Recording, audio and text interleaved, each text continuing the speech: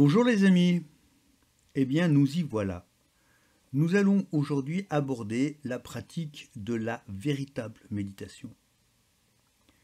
Alors pour ce faire, je vais commencer par quelques conseils de positionnement. Des conseils adressés à des occidentaux de base, comme moi, dont le squelette est habitué à certaines postures et à un certain niveau de confort. Bon, si vous avez l'habitude de pratiquer le yoga depuis votre enfance, adoptez la position du lotus si vous le souhaitez.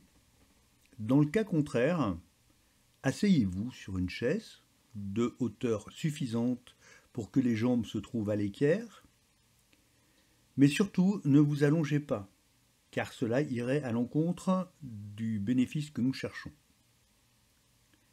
Posez ensuite vos mains sur vos genoux, paumes vers le bas. Si vraiment vous voulez capter l'énergie céleste, paumes vers le haut si vous le souhaitez. Votre colonne vertébrale doit se trouver aussi droite que possible, dans une posture tonique et digne, tout en restant confortable. Votre menton est légèrement rentré, de manière à éviter la courbure des cervicales et une tension des muscles du cou. Les dents sont desserrées, la pointe de la langue contre le haut du palais. Il est préférable de garder les yeux ouverts, surtout pour les occidentaux pour lesquels fermer les paupières est un signal de repos pour le cerveau. La lumière conserve l'éveil de l'esprit. Le regard est dirigé vers le bas, sans rien regarder de précis, dans le vague, ou en tout cas sans intention particulière. Voilà, nous en avons fini pour la posture. Mais maintenant, je vais vous demander de consacrer 10 minutes à l'exercice d'un nouveau type de méditation. Vous le savez sans doute, pour apprendre à bien respirer, il faut d'abord apprendre à bien souffler. Comme les muscles inspiratoires sont plus puissants que les muscles expiratoires, l'expiration devrait idéalement durer plus longtemps que l'inspiration.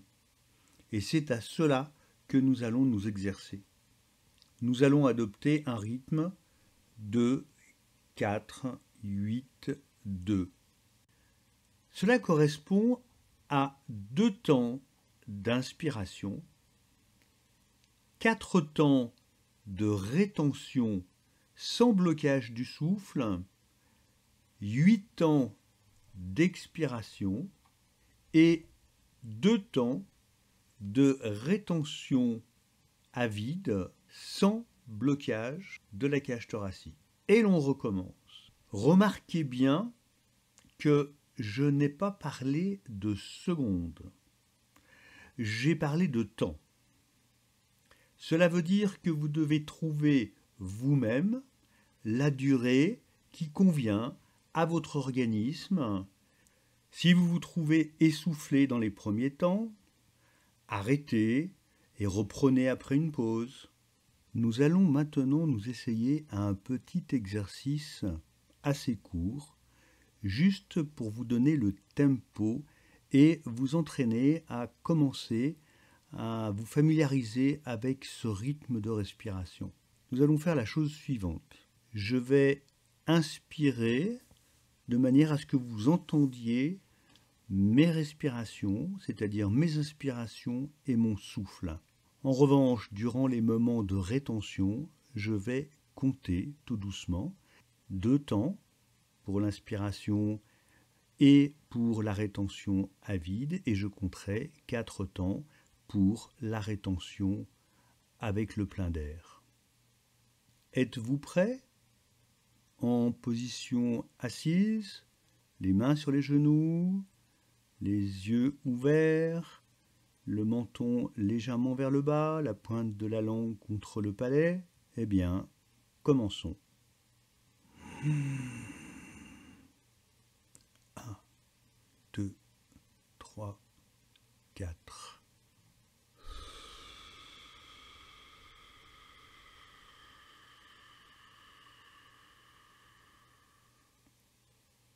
1, 2.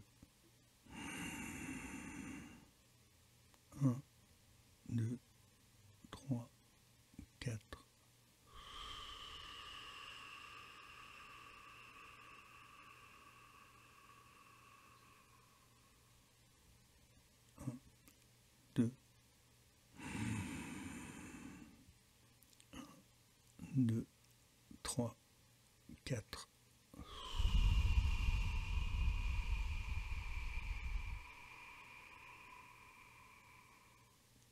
1, 2.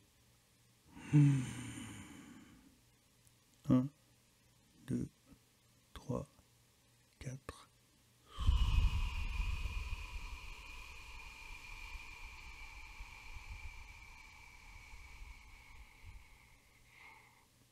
1, 2.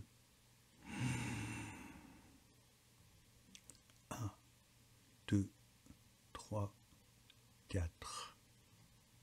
Etc., etc., etc. Voilà, cet exercice vous entraîne à une méditation focalisée sur le souffle. La durée idéale d'une méditation est de 20 minutes, mais dans les premiers temps et pour vous entraîner, vous pouvez vous contenter, durant une semaine par exemple, de méditer 10 à 15 minutes. Vous allez constater que la régulation de votre souffle a pour effet de calmer le débit de vos pensées et d'éviter ce que l'on appelle le vagabondage mental. Profitez bien de ces moments privilégiés, car lorsque votre esprit aura intégré le mécanisme de manière automatique, vous allez très vite constater une recrudescence des pensées pouvant parfois vous faire croire à la puissance d'un torrent au printemps. Nous aborderons à ce moment-là un travail différent. Pour l'heure, appréciez ces moments de calme et de détente que vous procure l'exercice. Entraînez-vous régulièrement, c'est la base fondamentale du travail de méditation, l'attention et l'observation de vous-même pour une meilleure perception et une meilleure compréhension. Tout cela et bien plus est expliqué dans mes livres que je vous encourage à étudier. Nous pourrons ainsi partager et échanger sur YouTube à ce sujet. Bonne méditation les amis, à bientôt.